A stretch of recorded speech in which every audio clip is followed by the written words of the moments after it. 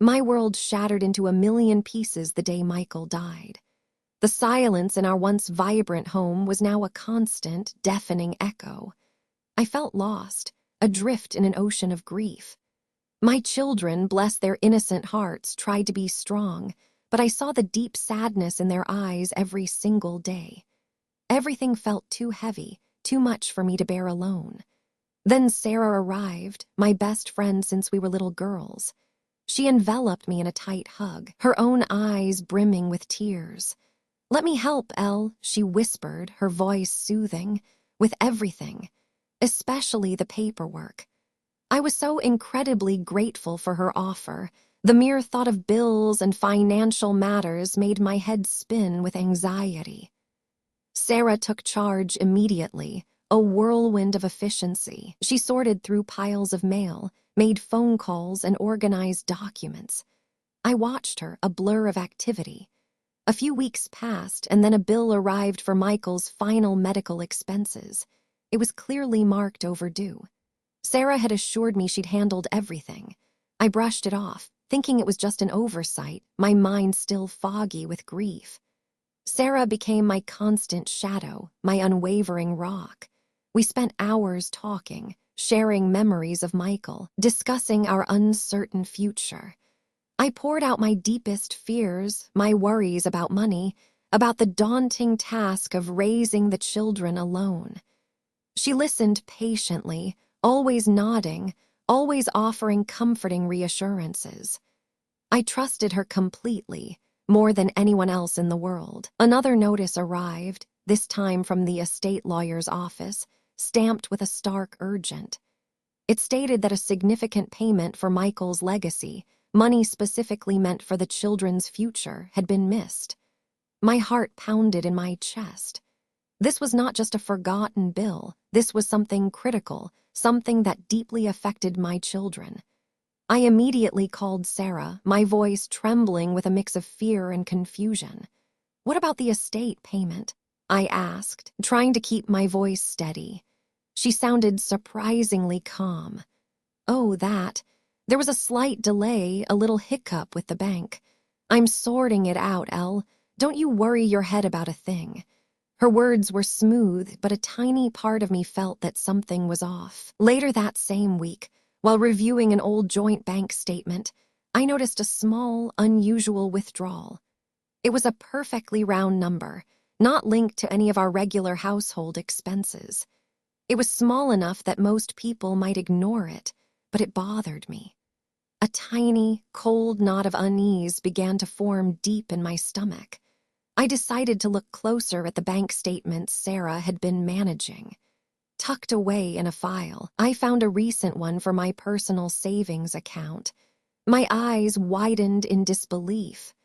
A large sum, a truly shocking amount of money, was simply gone. It wasn't just a small withdrawal, it was a significant chunk of my entire future. My breath caught in my throat. My mind reeled, trying to connect the dots. The missed payments, Sarah's vague answers, the strange small withdrawal, and now this massive loss from my savings. It all clicked into place, forming a horrifying, undeniable picture. My intense grief had made me blind, but now, with terrifying clarity, I saw. Someone had been systematically stealing from me. My hands began to shake uncontrollably. Then I found it. A loan document for an astronomical amount I had never approved, with a signature that looked eerily like mine but wasn't. It was a cold, calculated forgery. The brutal, hard truth hit me like a physical blow.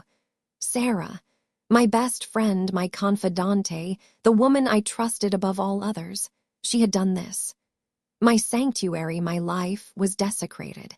Disbelief quickly morphed into a searing, righteous anger. She would pay for this betrayal.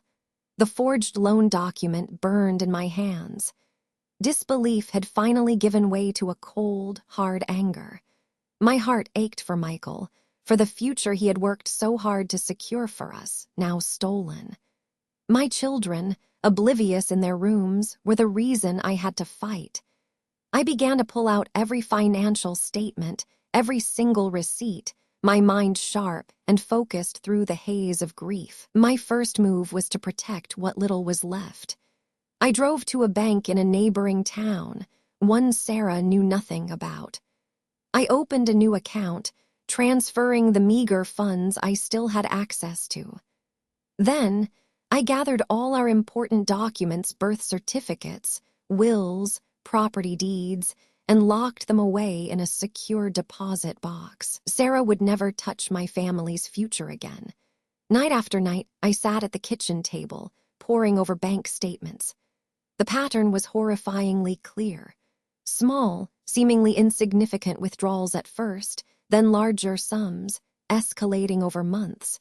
It was like watching a slow-motion robbery, happening right under my nose while I was lost in sorrow. Each number was a fresh stab of betrayal, a piece of my life vanishing. I remembered Sarah often complaining about money, about her own mounting debts. She had always been vague, brushing it off. Now I saw it differently. Her financial struggles weren't just personal woes, they were the insidious motive behind her actions. Her history of deceit, small lies I had dismissed before, now painted a picture of a cunning predator, not a friend. The full, crushing weight of Sarah's betrayal settled over me. It wasn't just my savings. It was Michael's legacy, the security he had built for our children. My grief was now intertwined with a fierce, protective anger. I looked at the photos of Michael and the kids. I would fight for them. I would reclaim our future, no matter how hard it seemed. I knew I couldn't do this alone. I called an old friend of Michael's, a trusted financial advisor.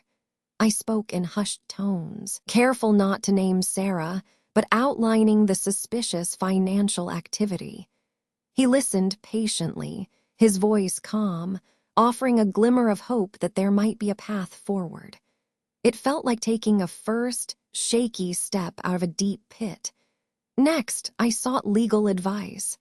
I found a lawyer known for handling complex fraud cases. Again, I presented the facts, the missing money, the forged documents, the pattern of theft, without mentioning Sarah by name. The lawyer's grim expression confirmed my fears, but also fueled my resolve. This was a battle I was preparing to win. I meticulously organized every piece of evidence. Transaction logs, copies of the forged loan, email exchanges where Sarah vaguely dismissed my concerns. I even found old text messages where she asked for access to accounts, claiming it was for easier management. Each piece was a brick in the wall of proof I was building against her. This digital trail would be her undoing. My inner strength slowly returned. The purpose of seeking justice for Michael, for our children, gave me something to hold on to. I began to plan a subtle confrontation with Sarah. I needed to see her reaction, to confirm her guilt without revealing how much I knew. It was a dangerous game, but I was ready to play. The moment arrived. I invited Sarah over, pretending to need her help with a new bill. I casually brought up a small, specific transaction I knew she had made.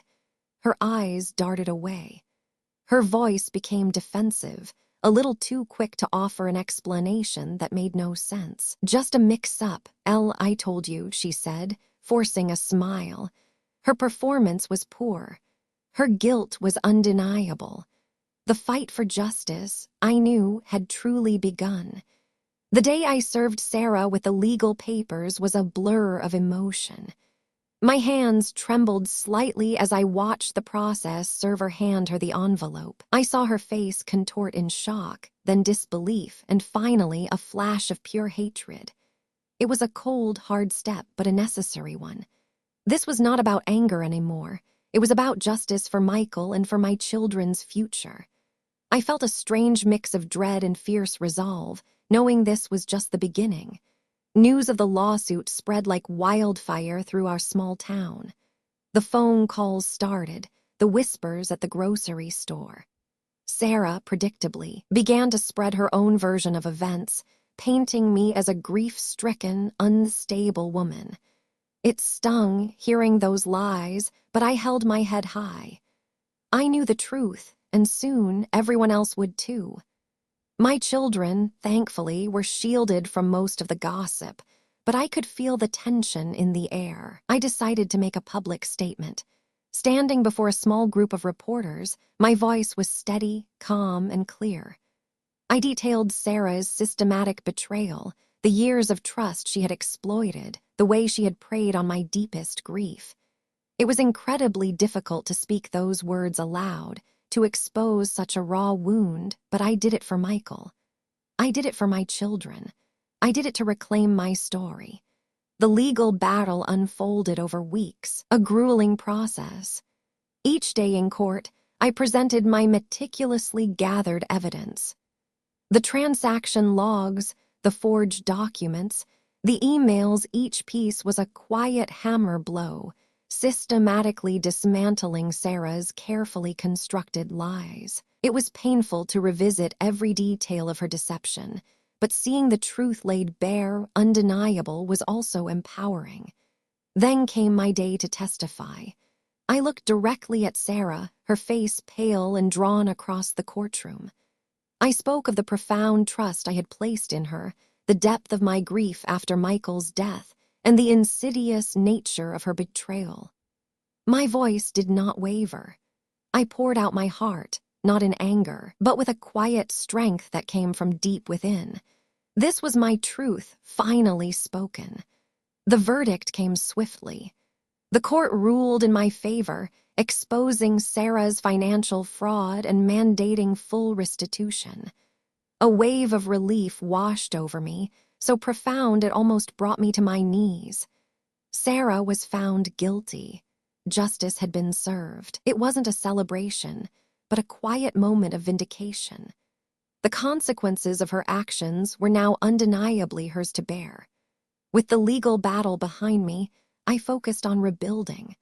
I worked with a new financial advisor, securing what assets remained and making smart, careful decisions to ensure our future. Each step felt like a brick in a new foundation, one built on my own strength and independence. It was a slow process, but with every small gain, I felt a new sense of control, a new sense of hope. The journey of emotional healing was perhaps the hardest part. I had to separate the grief for Michael from the anger at Sarah. It was a double betrayal, two crushing blows that had intertwined in my heart. I spent quiet evenings reflecting, acknowledging the pain, but also recognizing my own resilience. Slowly, gently, the sharp edges of sorrow began to soften. I dedicated myself to honoring Michael's memory, not by dwelling on the past, but by living a life of strength and integrity. I volunteered at a local charity, channeling my energy into helping others. My children saw me not as a victim, but as a survivor, a woman who had faced immense hardship and emerged stronger. I refused to let Sarah or her actions define who I was. Years passed. I stood on a hill overlooking the town, the wind in my hair. The pain of the past was still a part of me, but it no longer consumed me. I had reclaimed my life, piece by painstaking piece. Sarah was a distant memory, a cautionary tale. My future, once stolen, was now truly mine, vibrant and full of possibility. I had faced the darkness, and I had emerged, stronger and more resilient than ever, a testament to an unwavering spirit. I had the last word, not in anger, but in the quiet, powerful triumph of a life well lived.